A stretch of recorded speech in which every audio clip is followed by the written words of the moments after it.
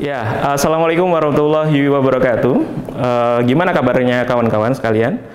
Semoga selalu dalam keadaan sehat walafiat. Polisi tetapkan 12 tersangka kasus pengambilan paksa jenazah pasien COVID-19 di 4 rumah sakit di Makassar, Sulawesi Selatan. 6 pelaku yang mengambil paksa jenazah COVID-19 itu dinyatakan positif terpapar COVID-19.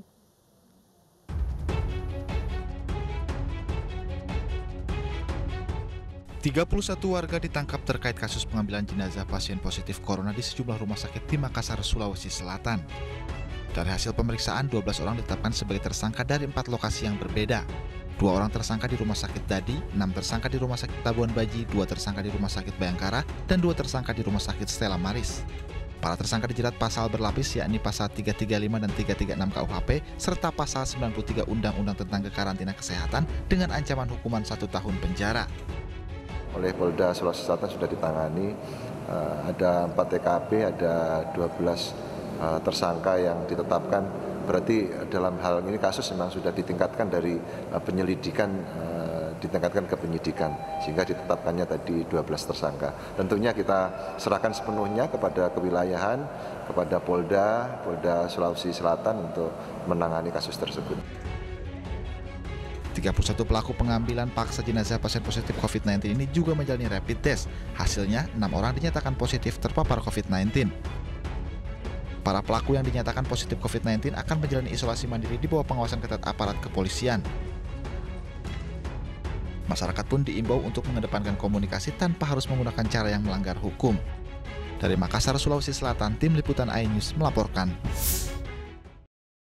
Oke, kita tadi sudah menonton video tayangan yang sebelumnya. Gimana tanggapannya teman-teman?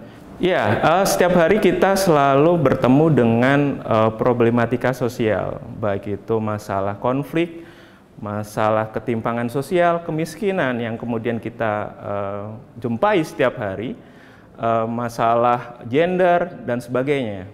Nah, hal itu, seperti halnya video yang tayangan sebelumnya, merupakan suatu masalah sosial yang ada di dalam kehidupan di masyarakat. Maka dibutuhkan mata kuliah yang namanya ilmu sosial budaya dasar. Nah, mata kuliah ilmu sosial budaya dasar sendiri memiliki tujuan untuk teman-teman dapat memahami permasalahan sosial budaya dengan berbagai macam pendekatan ilmu sosial budaya dasar tentunya.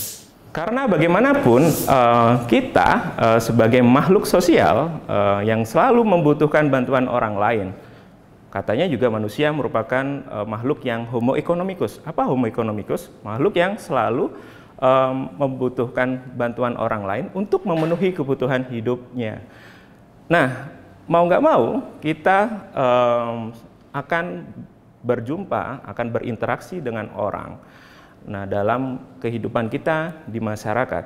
Dasar pemikiran mata kuliah ilmu sosial budaya dasar ini adalah seperti halnya dasar kita belajar sehari-hari. Pertama, dasarnya adalah kita belajar untuk tahu atau learning to know. Nah, selanjutnya kita juga setelah kita tahu teori-teori yang sudah ada, kita pastinya akan mempraktekkan. Maka kemudian tingkatannya menjadi learning to do. Nah, meningkat lagi, setelah kita tahu teorinya, kita mempraktekkan itu, maka kemudian kita menjadi learning to be. Atau kemudian kita menjadi learning to be. Nah, pada akhirnya, kita sebagai makhluk sosial, mau nggak mau, akan juga belajar menjadi mengenai learning to live together. Nah, jadi belajar hidup bersama di masyarakat. Maka perlunya mata kuliah ilmu sosial budaya dasar ini adalah memberi dasar teman-teman untuk menjadi learning to live together. Oke, adapun materi ilmu sosial budaya dasar itu apa? Yang pertama, jelas pada pertemuan pertama kita akan belajar mengenai apa itu ilmu sosial budaya dasar. Yang kedua, kita belajar mengenai hakikat manusia dan kebudayaan. Yang ketiga, kita belajar mengenai manusia dan peradaban. Yang keempat, kita belajar mengenai manusia sebagai makhluk sosial. Yang kelima, kita belajar mengenai manusia, nilai, dan norma. Yang ketujuh, kita melihat bagaimana kemudian masalah keberagaman dan kesetaraan yang ada. Dan yang kedelapan, kita belajar mengenai manusia, sains, and teknologi. Dan yang terakhir, tentunya kita perlu belajar juga mengenai bagaimana kita hidup di lingkungan. Jadi manusia dan lingkungan. Oke, pada materi pertama, kita belajar mengenai apa itu ilmu sosial budaya dasar. Nah, ilmu sosial budaya dasar ini merupakan suatu general education atau pendidikan umum yang dimana pada materi pertama kita belajar mengenai ruang lingkup ilmu sosial budaya dasar. Selanjutnya adalah visi, misi, apa itu ilmu sosial budaya dasar, pendekatannya bagaimana, dan yang terakhir kita belajar pembelajaran berbasis portofolio. Pada materi yang kedua, kita disajikan mengenai manusia dan kebudayaan. Nah, apa itu budaya? Nah, banyak ahli yang menyatakan budaya itu bagaimana. Nah, nanti akan dijelaskan pada pertemuan tersebut. Kita juga belajar mengenai wujud dan unsur kebudayaan, sistem kebudayaan, dan perkembangan dan problematika kebudayaan yang ada. Dan yang terakhir, kita juga belajar mengenai perubahan sosial budaya. Pada materi yang ketiga dalam ilmu sosial budaya dasar adalah manusia dan peradaban. Apa itu peradaban? Perubahan sosial budaya juga, bagaimana kemudian pembangunan, keterbelakangan, ketergantungan, dan tentunya kita juga akan melihat atau kemudian mempelajari mengenai konsep globalisasi dan modernisasi. Pada pertemuan selanjutnya, kita juga belajar mengenai manusia sebagai makhluk sosial, di mana manusia setiap hari melakukan interaksi dengan manusia yang lain, di mana ada di stratifikasi di dalam kehidupan di masyarakat, bagaimana kemudian manusia itu sebagai makhluk individu dan makhluk sosial, masyarakat desa kota, dan banyak problematika sosial budaya yang ada dijelaskan di bab ini. Ya, seperti halnya gambar tersebut, banyak sekali kasus-kasus yang ada di masyarakat, kasus hukum, kasus pelanggaran hukum, korupsi, pidana, dan sebagainya. Hal ini juga kita membutuhkan materi yang namanya manusia, moral, nilai, dan norma. Nah, apa itu definisi norma, nilai, dan moral? Itu akan dijelaskan pada materi ini. Yang selanjutnya, materi ini juga menjelaskan mengenai jenis nilai, norma, terus bagaimana membina nilai dan norma, dan juga bagaimana manusia berhadapan dengan problematika nilai dan norma, khususnya pada norma hukum.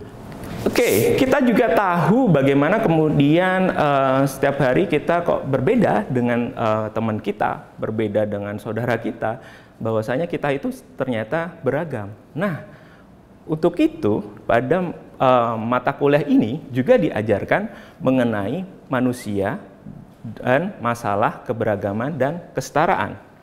Nah, pada materi manusia dan masalah keragaman dan kesetaraan, kita belajar mengenai keberagaman itu apa, terus unsur di dalam keberagaman itu apa, belajar tentang konsep multikulturalisme dan pluralisme, keberagaman agama, keberagaman budaya, keberagaman gender. Pada bagian selanjutnya, kita juga diajarkan bagaimana relasi manusia itu selalu membutuhkan alat bantu yang namanya teknologi. Nah, alat bantu teknologi ini kita bahas pada pembahasan manusia, sains, teknologi, dan juga kesenian. Dalam materi sains, teknologi, dan seni itu adalah konsep, kita ajarkan mengenai konsep sains, teknologi, dan seni, manusia dan ilmu pengetahuan, dan bagaimana dampak penggunaan teknologi itu bagi kehidupan manusia. Tentunya dampak sosial budayanya. Oke, pada bagian akhir materi ilmu sosial budaya dasar, kita belajar mengenai relasi manusia dengan lingkungan sekitar. Bagaimana kita mengenal istilah dengan konsep ekologi. Bagaimana relasi manusia dengan penggunaan ilmu pengetahuan dengan kelestarian lingkungan hidup. Nah, itu akan kita ulas dalam materi ilmu sosial budaya dasar di bagian yang terakhir. Oke, teman-teman, itulah tadi sekilas materi ilmu sosial budaya dasar. Ada yang menyebutnya ilmu sosial dasar, ada yang menyebutnya ilmu budaya dasar, ada yang menyebutnya ilmu sosial dan budaya dasar. Tetapi esensinya sama. Nah, kuliah ini sistemnya sama dengan kuliah-kuliah yang lain, terdiri dari 16 kali pertemuan, 14 kali tatap muka dengan dosen, baik itu daring maupun luring. Dan juga ada 2 kali ujian tengah semester dan ujian UAS. Nah, untuk sistematika tergantung dari pengampunya masing-masing.